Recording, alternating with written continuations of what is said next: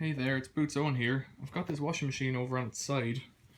It's a Bosch WAE 24162GB/03, and that's what the front of it looks like. It's a Classics 1200 Express washing machine. I replaced the brushes and that didn't change anything, it still didn't work. So I've taken the motor out and I've got it over on the bench. I've been testing it for continuity with the multimeter. If we look at this motor here, this pair here, top two tabs, are either a brush or a tacho.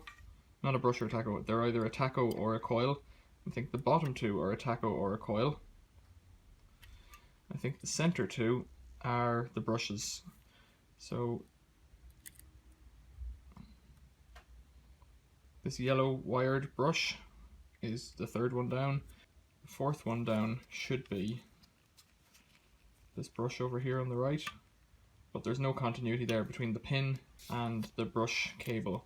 So I reckon it might just be a case of running a jumper cable from over here to the brush and cutting this little wire here and joining a wire over to here and bodging it together, and that might work. And if that works, then this motor is back in service and this machine will work. There's a lot of carbon dust in there, and I have had a look at the commutator ring. I thought it looked a bit rough, but you know, not blown.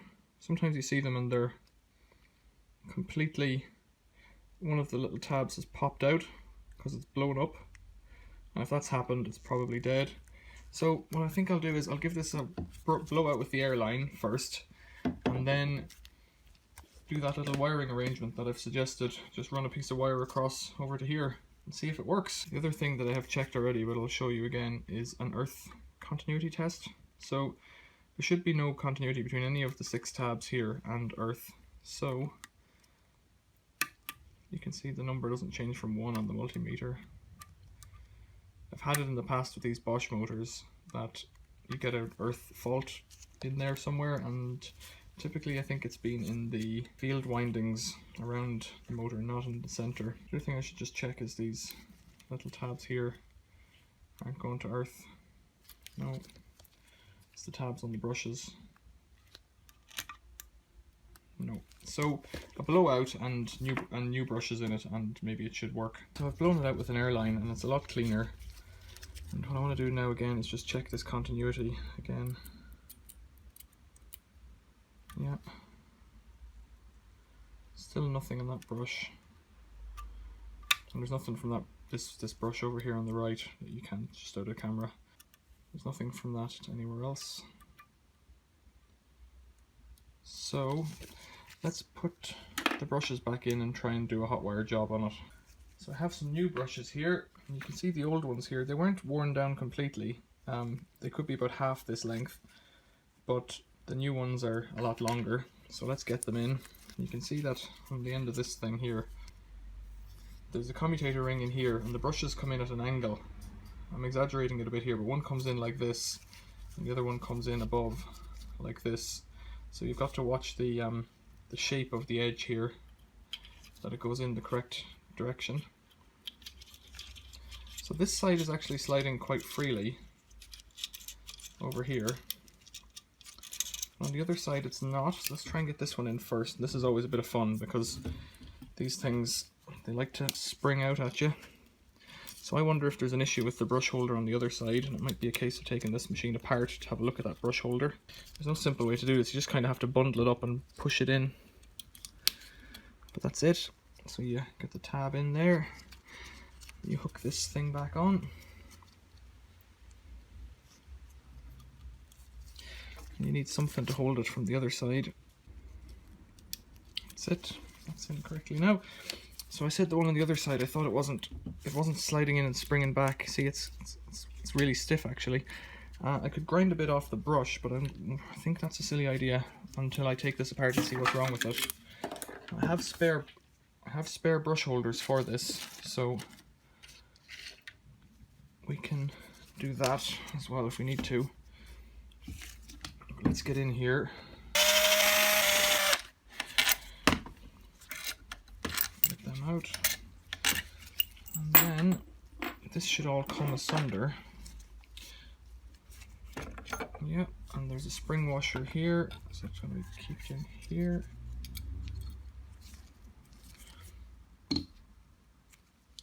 And then I'm going to take the brush out of the other side again, because it's only going to get in the way now that I've thought of that.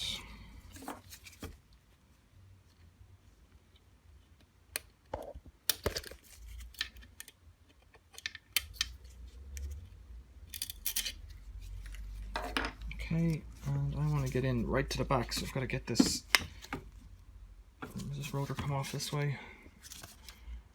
Should do, I think, but I think I can do it without that. If I can take this coil off. So it all clips together. It's got little connectors. You've got to have it the right way around.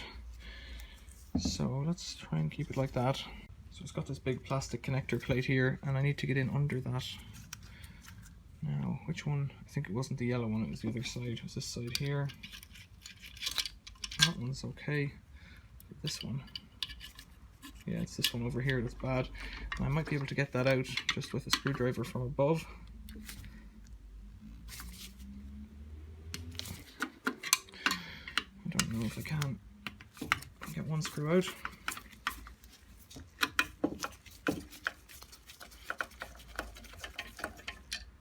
No, I think I need to take off this whole plate on top here, and so I think I need to take this out as well. I don't know why it doesn't want to come out. I might need to take the plate off first, so let's go for it. And I know that these are delicate because I've dealt with them in the past. The other thing that can fail in here is this little silver thing, and that's a little thermo fuse. I guess I should check continuity on that as well, because I don't know. It may be that the thermo fuse runs through to the brush. I don't know if it does or not, but we can check that. Check that straight away, actually. Oh dear, maybe that's what's wrong. Now, that's interesting. Okay. So I wonder if... Let's take that out. That could be what's wrong with this. Not seen that happen before. Need to get this motor out of here now. There, just pull it. Just yanks out.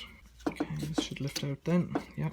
So there's two problems then. One is this little brush holder was not sliding freely. Let's lift that out, have a look at it. I don't know why it wouldn't be, but I guess a bit of a clean out inside.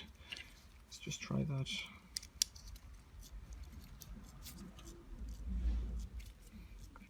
It feels like this little tab's bent down a little bit. Let's just try bending that up a little tiny bit.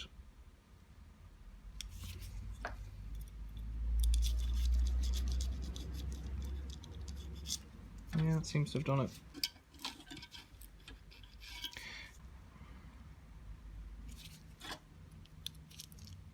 Yeah.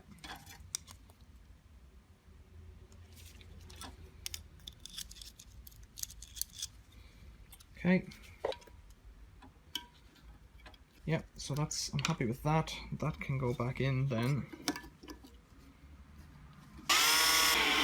So then the thermal fuse is apparently suspect. Let's try it from behind, see if we get any continuity there. No, and of course that will go to one of the brushes, I would say, on one side. Yeah, and then we're getting nothing beyond that. Okay. So, thermal fuse, let's get a model number off that. 15AM213A, 17K6SA. No, I have a feeling that's welded there. I don't think it's soldered, I think it's welded. I might have a spare one. So now I'm inside another Bosch motor, another one, an older one, but with a thermal fuse. And this thermal fuse I've just tested for continuity and it's fine. So I want to see if I can get this one and put it over there, in here. The issue I have is that these two plates, the white plates, or harnesses or whatever you'd call them, they're upside down. The pinouts are upside down on them. So I can't just swap them, I don't think. And as well as that, I think they have a different plug arrangement. So the plug, I don't know actually, you know what? Might fit. Might just fit. Let's see if I take it out and move it across, what it would look like in the other one. So even with the best will in the world, it doesn't fit. The brush holders are the wrong way around, and you start fiddling with it and it just doesn't fit. So it almost fits. Some bits of it are the same. but it's not the same. So I'm going to see how to get this piece out. Just clip out and snap off somehow. It certainly flips up. I'm going to wreck this piece, but that's okay as far as I'm concerned because this was in a scrap heap. So I just wiggled the old one off and put the new one in. Now I can smell my soldering iron is heating up. Here we go. And what I want to do is just get a bit of solder to attach on there.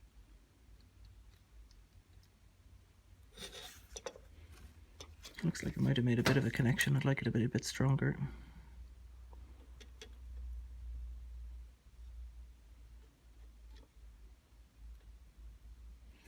Looks better. It's not falling off. I'm going to dab around here.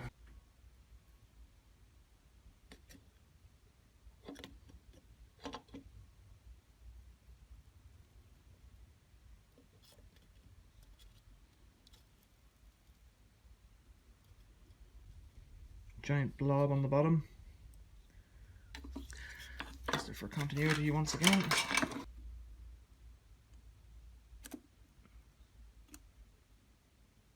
Yep, there we go. That's lovely. So let's put it all back together and see if it works. Now, if I recall in the past, I've managed to smash some of these apart in the past, so you've got to be very delicate to get all the pins to go in correctly. Not so much at this stage, but it's more important later on at the stage when you're putting the laminations on top, so you can crush one of the pins out sideways, and then you're just doing damage. So what have we done here? We've just replaced a fuse basically. Nothing big, nothing major, nothing complicated. It's not a hard job to do. All I did was snap off the old one. I didn't show that. I just wiggled it with the pliers until it broke off, and tried to make sure the other one broke off in the same way, and then bridge the gap with solder. And I guess I was careful not to overheat it, but not so careful.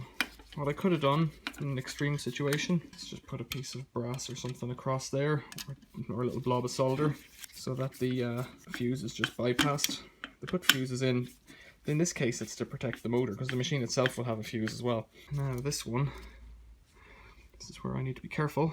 So there's the windings coming back to terminations, one here and one over here. I don't know if it actually matters which way around these things go. I think it seems to be a mirror image of itself.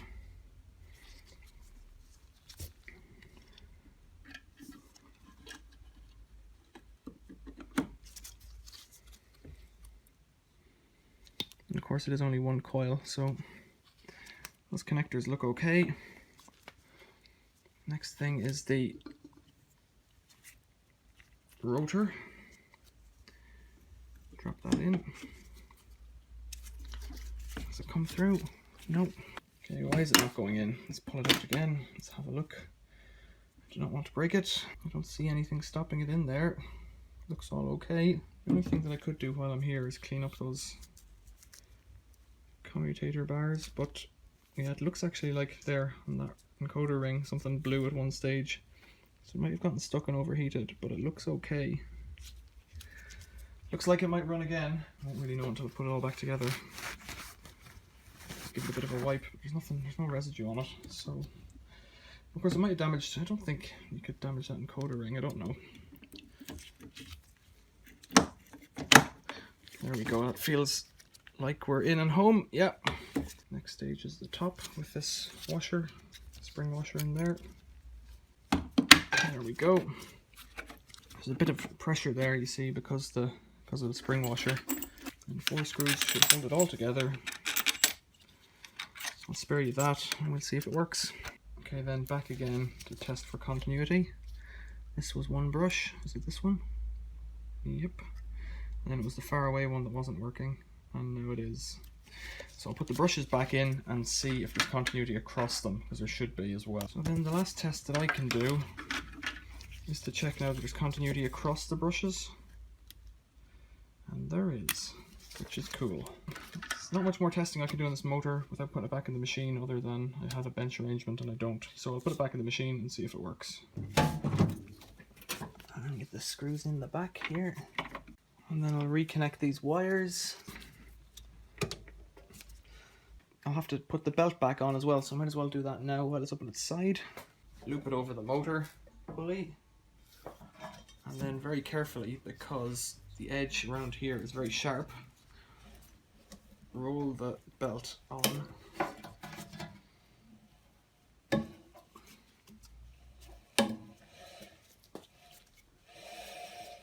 That looks good, and then we'll test the machine. So it was disappointing. After all that, nothing worked. So what I did was I wired it directly like I do when I'm smashing washing machines, and I'm going to plug it in to my Variac. We're in. Let's bring up some power. So effectively this motor is isolated from the washing machine now. Haha! That motor's turning. It's got about 60 volts going through it, so the motor is not the problem. Well, that's good news on the one hand, but on the other hand it means there's a problem somewhere else. And I would say that problem lies on the PCB, which means that if there's a problem on the PCB, I've got a headache.